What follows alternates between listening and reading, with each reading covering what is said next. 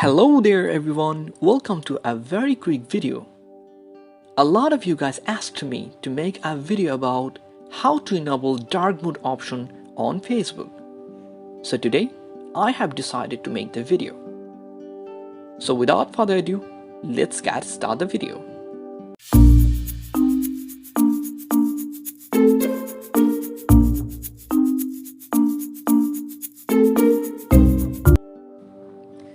Okay, we are on the screen right now.